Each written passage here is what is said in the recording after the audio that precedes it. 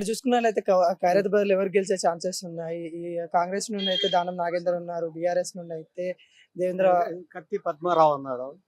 పద్మారావు గౌడ్ ఉన్నాడు, కిషన్ రెడ్డి కూడా బీజేపీ నుండి ఉన్నారు. సో ఈ ముగ్గురు ఉన్నా గానీ ముగ్గురు లీడర్లో దానం నాగేంద్ర ఇస్ ద బెస్ట్. ఎందుకంటే ఏ నైట్ ఏది కావాలన్నా మాకు వచ్చి మంచి హెల్ప్ చేస్తాడు.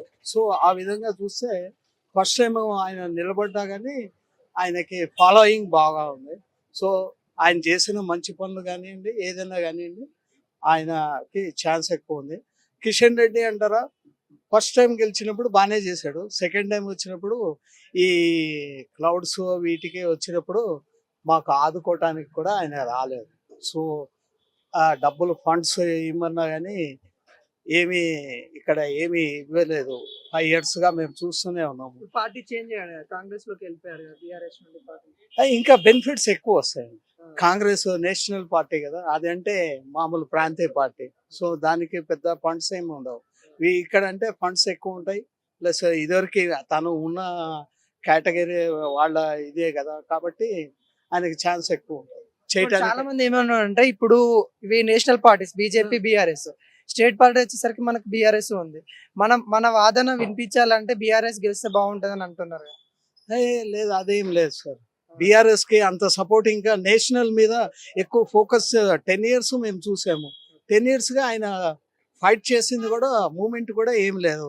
ఈవెన్ ఒక 5-6 సార్లు గవర్నర్ ఇష్యూ వచ్చినా గానీ పెద్దగా ఆయన ఏమి చేయలేకపోయాడు. అందుకనే కదా ఆమె కూడా సైలెంట్ గానే ఉంది, ఎవరు తమిళసై. సో ఇవన్నీ చూసినా గానీ ఆయన ఫైట్ చేసినవి ఏమి కనిపించలేదు. సో ఎవరి మధ్యలో పోటీ ఉండే అంటే ఉంటే కనుక కిషన్ రెడ్డి లేదా దానం నాగేంద్ర, వీళ్ళిద్దరే. పద్మారావు ఉన్నా కానీ వేస్ట్ చేశారు, డమ్మీ ఆయన. మా లెక్కలో మాత్రం డమ్మీ. చూస్తే 2 ఎమ్మెల్యేలు ఒక ఎంపీ, అంటే 2 ఎమ్మెల్యేలు ఒక ఎంపీ, ఎట్లా చూసుకోవచ్చు వాళ్ళు? అంటే ఈయన ఎమ్మెల్యే అయినా కానీ ఎంపీ కేటగిరీలో ఈయనకి పలుకుబడి ఎక్కువ ఉంది. కాంగ్రెస్ లో కానీ దేనిలో అయినా ఈయన ఫండ్స్ తేవటంలో ఇంకా ఎక్కువ కృషి చేస్తాడు, బాగా చేస్తాడని అనుకుంటున్నాం. మరి ఇప్పుడు మీకు ఒకవేళ ఈ ఎమ్మెల్యే కనుక ఎంపీగా గెలిస్తే మరి మీకు ఎమ్మెల్యే లోటు ఉంటుంది కదా? ఎమ్మెల్యే లోటు అంటే విజయ ఉంది కదా, విజయారెడ్డి పిజేఆర్ కూతురు ఉంది కదా, ఆమె ఇచ్చేస్తుంది. మొత్తానికి ఇక్కడ జనాలు మొత్తము కాంగ్రెస్ కోటేసి పరిణామాలు కనిపిస్తున్నాయి, కనిపిస్తుంది. ఈజీగా ఆయనకే ఇస్తారు. ఒక 2 ఎమ్మెల్యేలు ఒక ఎంపీ మధ్య పోటీ, ఎంపీ ఎలక్షన్స్ అయితే జరుగుతూ ఉన్నాయి. ఎవరొస్తే బాగుంటది అనుకుంటా ఉన్నారు? ఇదివరకు అయితే టీఆర్ఎస్ ప్రభుత్వం ఉన్నప్పుడు హైదరాబాద్ బాగానే చేసింది. సో మళ్ళీ వాళ్ళకు అవకాశం అయితే బాగుండు. టీఆర్ఎస్ నుండి పద్మారావు గౌడ్ ఉన్నాడు, కాంగ్రెస్ నుండి అయితే మనకైతే దానం నాగేందర్ ఉన్నారు, బీజేపీ నుండి అయితే కిషన్ రెడ్డి ఉన్నారు. ఎవరేస్తే బాగుంటదని మీరు అనుకుంటారు? పద్మారావు గౌడ్ లోకల్లో అందరికి ఒక దోస్తులాగా ఉంటాడు అందరితో పాటు. సో అతని దగ్గరికి ఈజీగా పని చేసుకోవడానికి ఈజీగా వెళ్ళొచ్చు. అన్న నాకు ఈ పని ఉందంటే చేసి పెడతాడు. నా ముఖం కూడా ఆయన తెలిసి ఉండకపోవచ్చు, ఇప్పుడు ఆయన దగ్గరికి పోతే పని అయితే అవుతుంది. మాస్ లీడర్, లోకల్ లీడర్, పనులు అయితే అవుతాయి. పైన కేసీఆర్ని బట్టి కాదు కానీ పద్మారావుని బట్టి అయితే వేయచ్చు. కేసీఆర్ని బట్టి కూడా వేయచ్చు, కాకపోతే వాళ్ళు చేసిన గొప్ప వాళ్ళు చెప్పుకోలేక ఫెయిల్ అయిపోయారు. సో అధికారం కోల్పోయింది, ఓట్లు ఎందుకు వేస్తామని కొంతమంది విమర్శలు ఇస్తా ఉన్నారు. మార్పు అన్నారు, మార్పు కోసం అన్నారు కానీ ఇక ఈ కాంగ్రెస్ కూడా ఏం తక్కువ అంచనా వేయద్దు.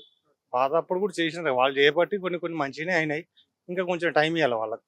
అప్పుడు మనం వాళ్ళని ఏం గెట్ చేయలేము, తక్కువ చేసిరు ఎక్కువ చేసిరు అనేది మనం ఏం చెప్పలేము ఇప్పుడు. సో ఇక్కడైతే పద్మారావు గౌడ్కి అవకాశం అయితే బెటర్, డెవలప్మెంట్ అయితే అవుతుంది ఆయనకి ఇస్తే. వేరే వాళ్ళకి ఇస్తే అనేది క్లారిటీ లేదు. పద్మారావుకి ఇస్తే మాత్రం ఖచ్చితంగా డెవలప్మెంట్ అయితే పక్కా ఉంటుంది.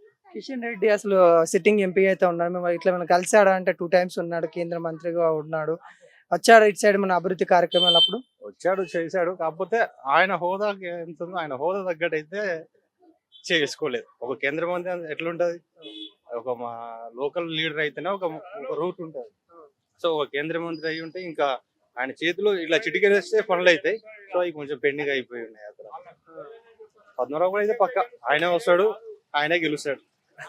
బీజేపీ నుండి అయితే కిషన్ రెడ్డి గారు ఉన్నారు, కాంగ్రెస్ నుండి అయితే మనకి దానం నాగేందర్ గారు ఉన్నారు, బీఆర్ఎస్ నుండి చూసుకుని పద్మారావు గౌడ్ ఉన్నారు. ఎవరు వస్తారని అనుకుంటారు? దానం నాగేందర్ గెలవాడు, పద్మారావు గెలవాడు, ఒకటి మన కిషన్ రెడ్డి గెలుస్తాడు. అంటే ఇప్పుడు 2 times గా గెలిచాడు కదా, అభివృద్ధి పనులు ఎలా చేశారు, కేంద్ర మంత్రిగా కూడా ఉన్నారు. ఏమున్నది ఈడ చూసుకో, నువ్వు చూసుకో. ఇది ఈ దాకా నుంచి ఆ దాకా కనిపిస్తుంటా నీకు అభివృద్ధి ఏందని. మా కిషన్ రెడ్డి వస్తేనే సెంట్రల్కి వెళ్ళే ఫండ్ వస్తేనే మనకి ఏమన్నా అవుతాయి. ఈ లోకల్ ఏంది వీళ్ళు వేస్ట్ వాళ్ళు. ఇప్పుడు ఎట్లా అంటే మీ ఎమ్మెల్యే కూడా పార్టీ మారాడు, మళ్ళీ కాంగ్రెస్కి వెళ్ళిపోయారు కదా, వాటిని ఏమన్నా? ఇక చెప్పాలంటే బేకారం ఉంటది కానీ నేను చెప్పా వద్దు. ఎవరు గెలిస్తే బాగుంటుంది సికింద్రాబాద్ నుండి? ఇప్పుడు సికింద్రాబాద్ నుంచి ఎంపీగా గెలవాలంటే బీజేపీ వస్తే బాగుంటుందండి. ఎందుకంటారంటే ఇప్పుడు టిఆర్ఎస్ వాళ్ళు ఇన్ని సంవత్సరాలు 10 సంవత్సరాల నుంచి వాళ్ళ రాజ్యం ఉండే కానీ ఒక్కరికి జాబ్స్ లేవు, ఉన్న కూలీలు లేవు, ఏం లేవు. దానివల్ల పబ్లిక్ ఏంటంటే మంచి గవర్నమెంట్ రావాలా, మంచిగా ఉండాలా అని చెప్పేసి కాంగ్రెస్ గవర్నమెంట్కి ఎన్నుకున్నారు.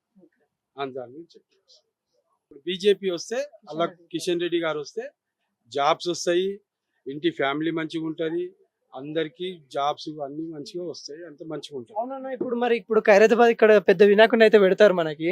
ఇప్పుడు బీజేపీ నుండి అయితే తనే సిట్టింగ్ ఎంపీ అయితే 2 times ఉన్నాడు, కిషన్ రెడ్డి గారు. చింతాల రామచంద్ర రెడ్డి ఉండే ఎమ్మెల్యేగా, ఎమ్మెల్యే కాదు ఎంపీగా. ఎంపీగా అయితే ఆయననే కిషన్ రెడ్డి గారే ఉన్నారు. మరి ఈ అభివృద్ధి కార్యక్రమాలు మీరు ఏమైనా చెప్పలేదా, అంటే ఇబ్బందులు చెప్పారా? కిషన్ రెడ్డి గారు ఎంపీగా ఉన్నారు కాబట్టి పబ్లిక్ కూడా అంత మంచిగానే ఉన్నది, ఏ పోట్లాటలు లేకుండా ఏం లేకుండా మంచిగానే ఉన్నారు. ఎంపీగా మనిషి చేంజ్ చేసుకొని వేరే వాళ్ళకు మంచి వాళ్ళకు ఛాన్స్ ఇచ్చి బీజేపీ వాళ్ళకు కూడా ఎంపీగా ఇస్తే మంచిగా ఉంటుంది.